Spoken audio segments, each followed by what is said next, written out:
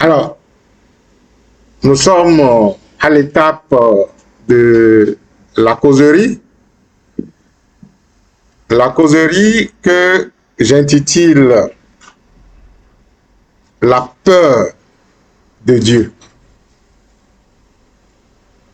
La peur de Dieu, la plus grande des peurs.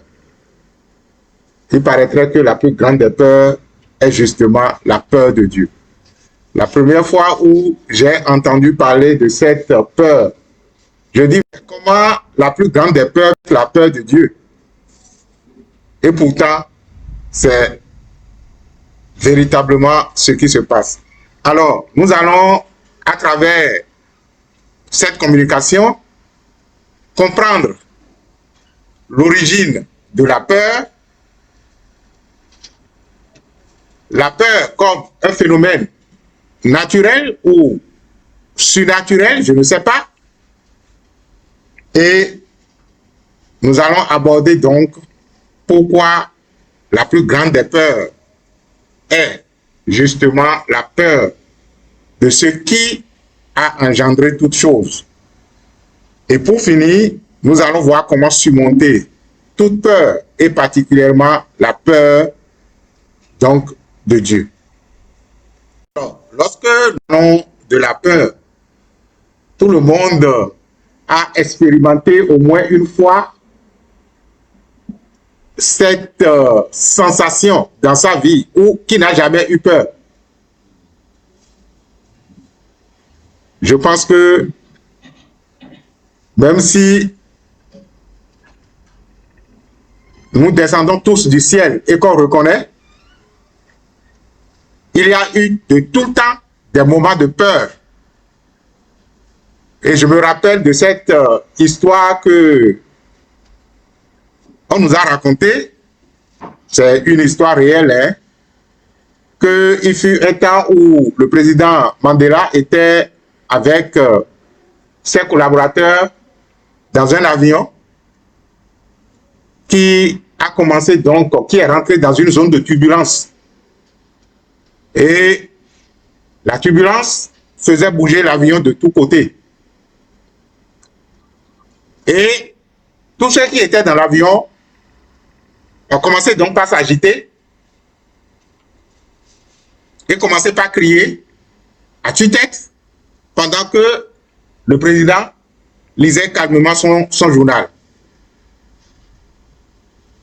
Et quand ils ont traversé la zone de turbulence et que l'appareil a retrouvé sa stabilité, les collaborateurs demandaient, mais Monsieur le Président, nous avions eu tous peur et on pensait que l'irréparable allait se produire. Mais apparemment, vous n'aviez pas peur. Qu'est-ce qui vous donne cette force? Et le président de répondre, qui vous a dit que je n'avais pas eu peur? J'avais eu bel et bien peur. Mais si moi-même je me mettais à paniquer comme vous, qui allait inspirer la confiance? Qui allait inspirer l'amour? Qui allait donc inspirer la paix et la quiétude? Il fallait que je me maîtrise. Puisque vous me considérez comme le chef, si les collaborateurs ont peur et que le chef lui-même commence par dire ben, c'est fini. Si les enfants ont peur et que le parent lui-même commence par dire ciao, c'est gâté. Il fallait maîtriser la peur. Il fallait constater tout simplement que il y a un événement inhabituel qui est en train de se produire, ressentir cette peur et aller au-delà. Donc, lorsque nous parlons de la peur, c'est en fait un phénomène, je dirais, naturel, qui est inhérent au fait que nous avons perdu la vision qui est la nôtre avant notre incarnation. avant même de démarrer le processus de l'incarnation, comme je me plais à le dire, dans la demeure du Père, nous étions tous conscients que tout est parfait et il n'y a rien d'autre que l'expérience de la perfection qu'on pourrait faire. C'est avec cette force, c'est avec cet amour que nous avons sollicité joyeusement le processus de l'incarnation. Et puisque le Père est amour et liberté, ne voulant pas restreindre sa propre liberté, il a dit, oh mes enfants, libre à vous d'expérimenter ce que vous dites que vous êtes. Mais une fois que on se retrouve dans la limitation, lorsque nous ralentissons la fréquence de l'infini que nous sommes et qu'on se retrouve dans la limitation, on oublie que même dans la limitation, l'infini demeure toujours infini. À partir du moment où nous avons commencé par penser que la limitation est l'expérience que nous sommes en train de faire, au lieu de comprendre que nous sommes venus démontrer l'infinité que nous sommes, on rentre dans un processus qui nous fait limiter. Et qu'est-ce que ça veut dire être limité? Cela veut dire tout simplement que il y a un espace que j'occupe et il y a un autre espace que je ne peux pas occuper ou je n'ai pas occupé. Ça veut dire quoi? Ça veut dire tout simplement que lorsque vous êtes dans cette salle et que votre esprit ne pense que cette salle où vous êtes, ailleurs devient un espace dangereux parce que vous n'y êtes pas. On définit alors la peur comme un phénomène naturel lié à la limitation.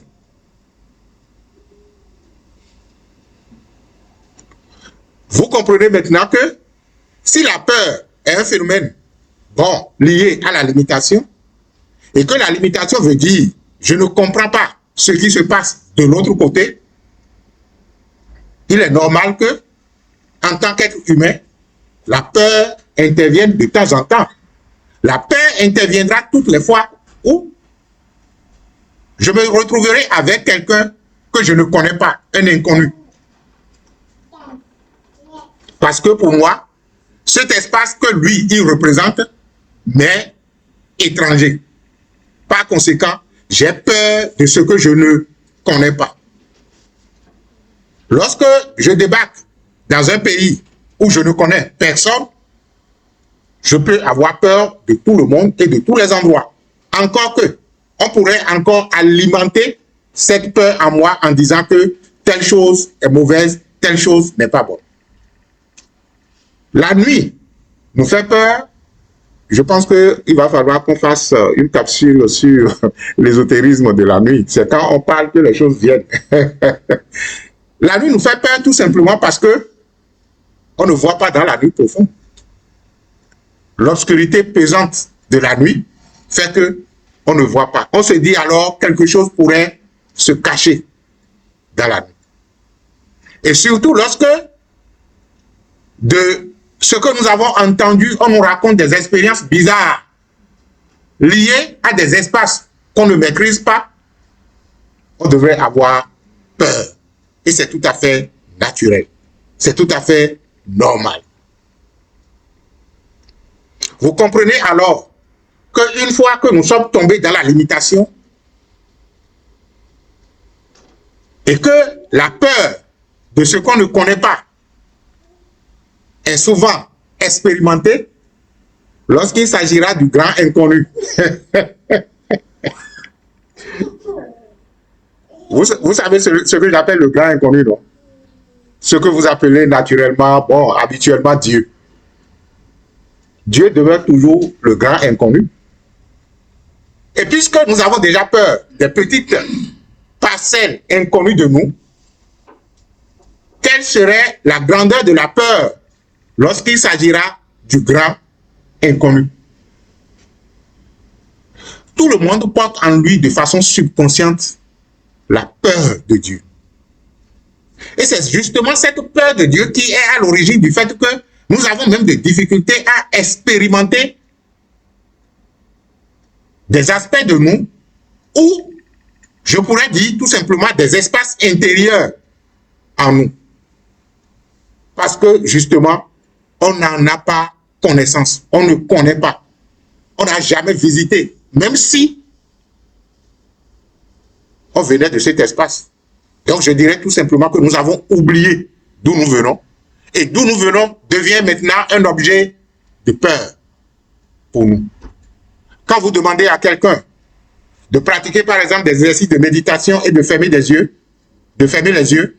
il vous dira, pour un novice, c'est difficile pour moi de fermer les yeux. Parce que j'ai l'impression que si je ferme les yeux, quelque chose viendrait m'attaquer. C'est des expériences que nous vivons avec des gens que nous recevons et tout le reste.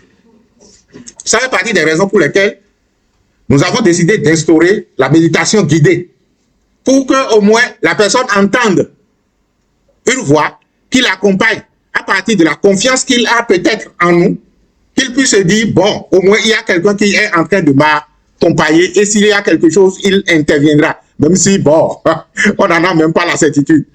Non, c'est une façon de parler. Hein. Nous en avons véritablement la certitude. Parce que lorsque on vous conduit dans une méditation, on prend les précautions de s'assurer que votre sécurité est assurée au cours de la méditation.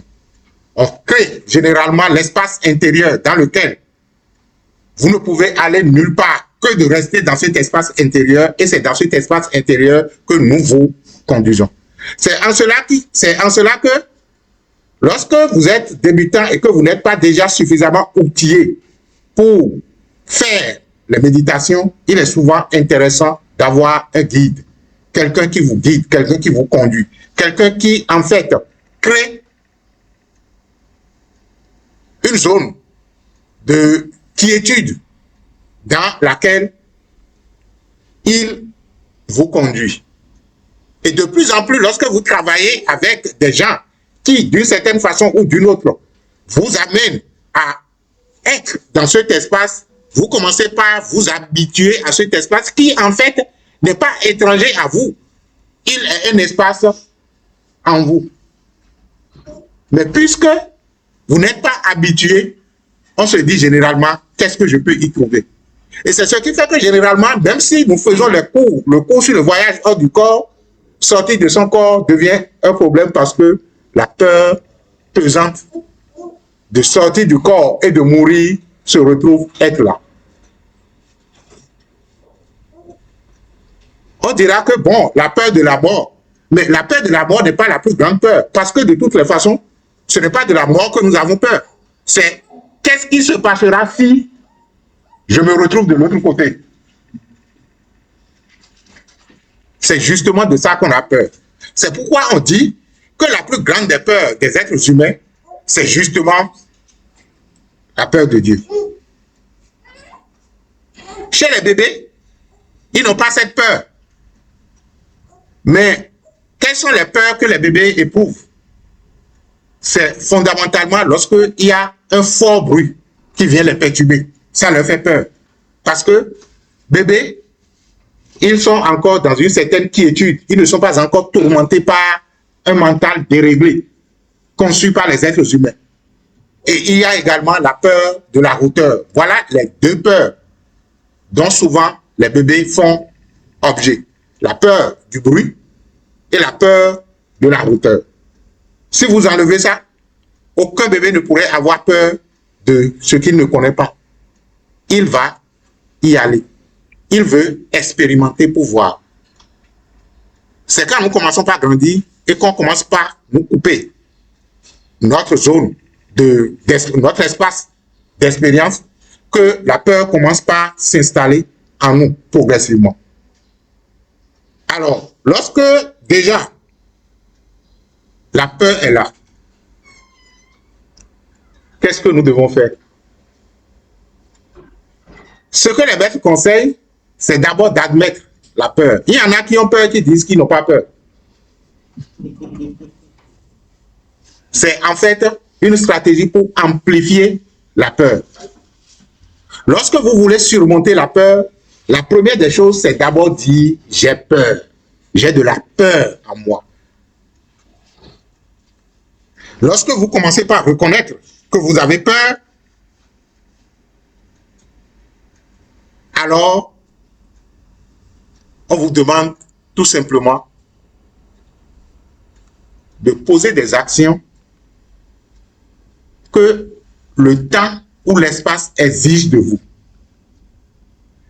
La seule chose qui permet de surmonter la peur, c'est une action.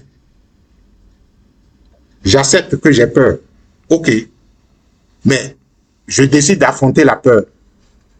Donc, je pose l'action que la peur m'interdit de poser. Je prends un exemple. Vous êtes quelque part où vous ne voyez pas de l'autre côté. Vous avez peur de ce qui s'y trouve. La seule chose, c'est de dire, je vais voir. Et vous allez constater que, dans la plupart des cas, si c'était par exemple une obscurité pesante qui vous fait peur, et que vous y allez avec une torche, vous ne trouverez absolument rien. Sinon, ce serait peut-être un lézard. À moins que votre mari ou votre femme se cache dans cette obscurité pour vous faire peur. Et vous allez le dévisager encore. Vous allez comprendre alors que c'était un jeu. Parce que justement, depuis il parlait ou elle parlait et vous n'avez pas entendu, pendant que vous êtes sorti, il ou elle a éteint toutes les lumières et a décidé de vous faire peur. Je donne cette image caricaturale pour que vous compreniez en fait que ce qui nous fait peur, c'est justement ce que nous connaissons.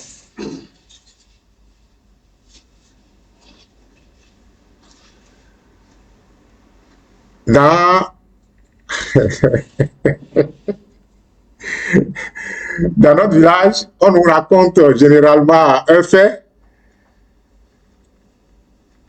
Possiblement que ça s'est véritablement passé parce que on va même jusqu'à nommer le nom de la personne. Et il paraîtrait que il est sorti dans la nuit et entre deux villages, il aurait rencontré quelque chose. Et quand il a rencontré la chose, ça lui a fait peur. Et vous savez, les anciens, ils ont toujours quelque chose dans la poche qu'on appelle Moudida, c'est-à-dire ce qui est préparé d'avance. Donc, ça peut être un cola qu'on a préparé, on a mis des ingrédients dedans pour pouvoir faire chose là.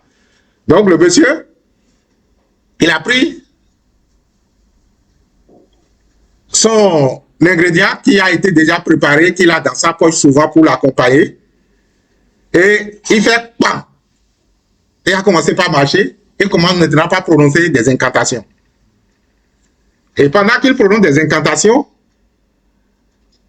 la voix se met à ricaner. La voix ricane et dit, le monsieur s'appelle Avagbo ici, un truc comme ça. Et la voix ricane et il dit, Avagbo ici, on donne là.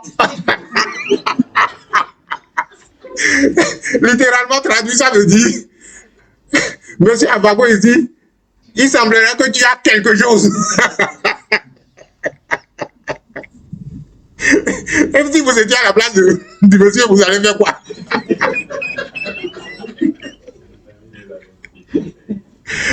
Le monsieur n'a d'autre raison, n'a d'autre choix que de décaler. Parce que voilà qu'il comptait sur quelque chose. Et la voix lui dit, ce sur quoi il comptait là, c'est bon, c'est quelque chose. Va voir ici au Donoulo. Et c'est devenu genre un dicton lorsque vous êtes en conflit avec quelqu'un qui veut démontrer un certain pouvoir là, on dit bon, dans d'autres Biafari à Vago ici, c'est-à-dire que le fétiche dans avait dit à Vago ici. Et l'autre répond au Donoulo.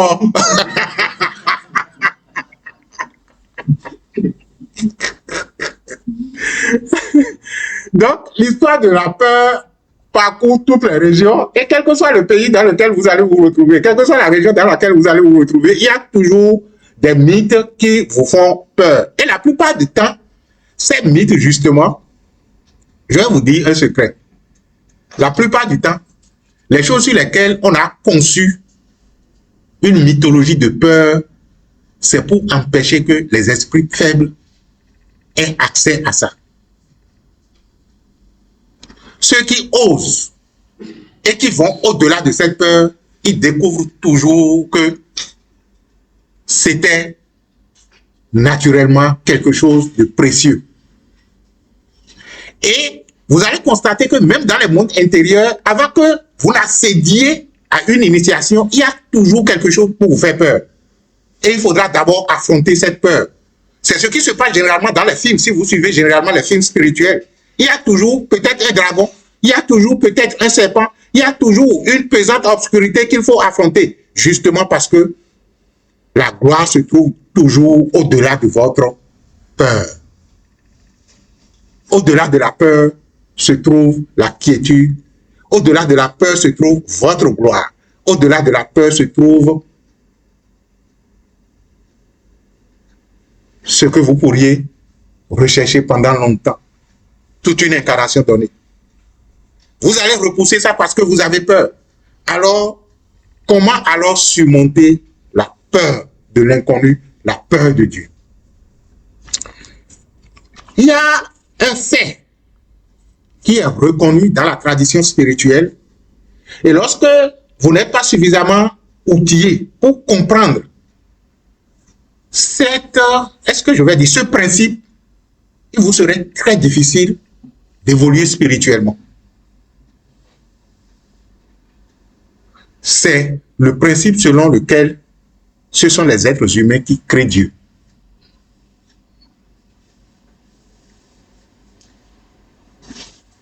Est-ce que Dieu existe? Est-ce que Dieu n'existe pas? Tant pis, tant mieux, je ne sais pas. Mais ce que je sais que je suis tellement libre que, ou la nature m'a fabriqué tellement libre que je peux concevoir quelque expérience que ce soit et m'engager dans cette expérience-là.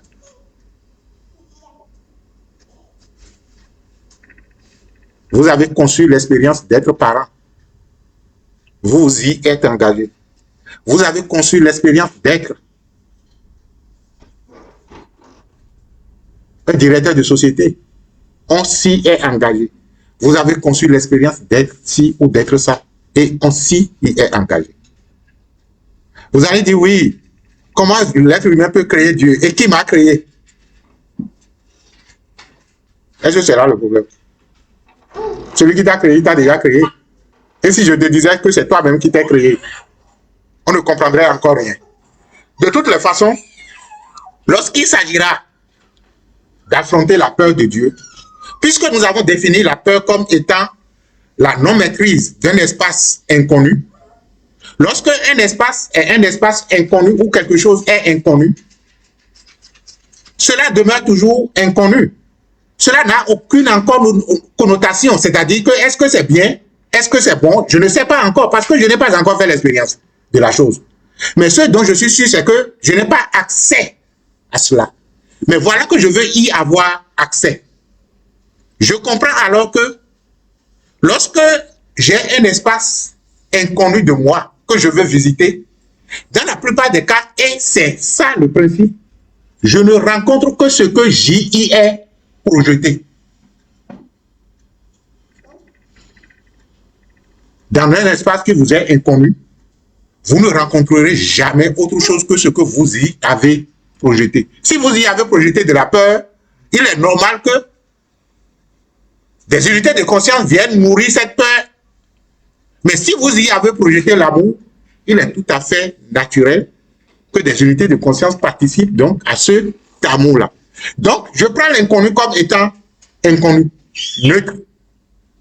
Et puisque je sais que les êtres humains ne font que l'expérience de leur croyance fondamentale, je crée une perception de l'inconnu. Pour moi, ce que je ne connais pas, l'espace que je ne connais pas, j'y projette amour. Je y projette l'amour. Parce que, avec mon imagination, je peux concevoir le danger le plus grand qui n'existe pas. Comme je peux concevoir le bien le plus élevé qui existe ou qui n'existe pas. C'est pourquoi les maîtres disent que, en fait, l'imagination est un outil très tranchant qui peut vous amener à la perdition comme cela peut vous amener à la salvation. L'imagination. Elle est l'outil fondamental de la croyance. Ce que vous imaginez souvent devient votre croyance et commence donc par devenir votre expérience. Alors, qu'est-ce que je fais? Je conçois alors que l'inconnu pour moi est un espace d'amour. L'inconnu pour moi est un espace de tolérance. L'inconnu pour moi est un espace de pardon. L'inconnu pour moi est un espace de quiétude. L'inconnu pour moi est un espace de bien et du grand bien. Donc, lorsque j'avance vers l'inconnu, je rencontre quoi? Ce que j'y ai projeté. J'ai créé l'espace inconnu comme étant l'espace divin. Mais si je crée l'espace inconnu comme étant un espace d'enfer, il est normal que je crée mon enfer et j'y vis. C'est pour vous dire que même la notion du paradis et de l'enfer est une notion absurde. Et que les êtres humains ne vivent que l'expérience de leur création. Si déjà vous dormez ici et vous faites des cauchemars, sachez que quand vous allez mourir, vous allez prolonger toujours les mêmes cauchemars. C'est comme ça que j'avais démontré à mon feu père la notion du paradis et de l'enfer. Le monsieur dit que bon, ce qui l'intéresse maintenant, que c'est à sa mort là qu'il aille au paradis. J'ai dit, mais le paradis, ça se crée. Il dit comment? J'ai dit, mais quand vous dormez là, quels sont les rêves que vous faites? Parce qu'au moins, on constate que le corps est là, non? Et qu'il y a quelque chose qui est en train de faire une expérience quelque part. J'ai dit ça, ce sera de la même façon, sauf que quand vous allez mourir, vous n'allez plus revenir dans le corps. Donc, ça va continuer. Et si c'était un cauchemar, le cauchemar continue indéfiniment. Et le gars a pris peur certainement. Or, ces cauchemars que l'on vit dénotent donc de notre état de conscience et des actions que nous avons menées dans la journée, avec qui nous avons parlé, qu'est-ce que nous avons fait, quelles sont les imaginations que nous avons nourries et tout le reste là. C'est ça qui, en fait, se retrouve dans notre rêve. Il en sera de même. Et il est de même. Donc, pour aller à un espace inconnu, la première des choses à faire, c'est d'abord de créer cet espace comme étant un espace divin, aussi bien dans le monde intérieur que dans le monde extérieur. Je veux aller dans un autre pays. Ici et maintenant, les espaces sont un et indivisibles. Je baptise alors cela comme étant un espace d'amour, comme étant un espace divin, comme étant un espace de tolérance, comme étant un espace d'abondance et de prospérité, un espace d'épanouissement. Et je maintiens mon choix. Parce que le plus difficile sera que lorsque vous baptisez l'espace et que vous savez que c'est vous qui l'avez créé de divin, il est naturel que, avant que ce cadeau ne vous soit offert, que vous affrontiez les limitations entre-temps que vous aviez mises. Et c'est là qu'intervient encore l'expérience de la peur qu'il faut surmonter. Mais puisque je comprends le principe que c'est ce que je sème que je récolte, qu'est-ce que j'ai semé dans cet espace? Je suis sûr et certain que c'est ça que je vais récolter. La vie spirituelle, c'est justement une application au quotidien des principes, une application au quotidien des lois pour son propre épanouissement, pour son bien-être et pour le bien-être de la communauté ou de son environnement. Lorsque je crée l'espace, lorsque je baptise l'inconnu comme étant divin, je m'abandonne alors à ce que je pourrais appeler le plus grand bien du monde, Dieu. S'abandonner à Dieu, c'est tout simplement reconnaître ses limitations et se laisser dans le vide. Parce que une fois que je reconnais que l'espace inconnu est le vide et que je m'abandonne, le vide m'absorbe. Et nous avons justement peur de se laisser absorber par le vide. Et si finalement, on devrait y retourner, quelle que soit notre résistance, alors, dites-vous que ce que vous ne connaissez pas, c'est ce qui est infini et illimité.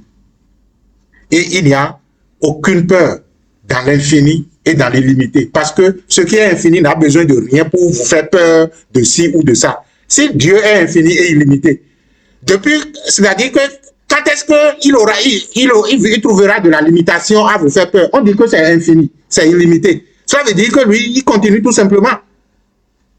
Ou bien, il n'y a que ce qui est limité qui veut s'accrocher à quelque chose.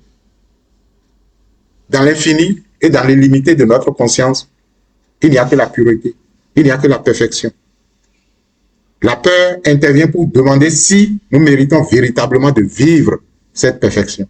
Nous avons créé la peur, ce qui est issu de la limitation que nous avons créée pour justement expérimenter que nous sommes infinis, que nous sommes illimités et que nous avons le pouvoir et la force sur toute limitation que nous avons créée parce que c'est de l'infini que la limitation est née. Et la limitation retournera toujours encore à l'infini parce qu'elle n'est pas réelle, elle ne peut pas être éternelle.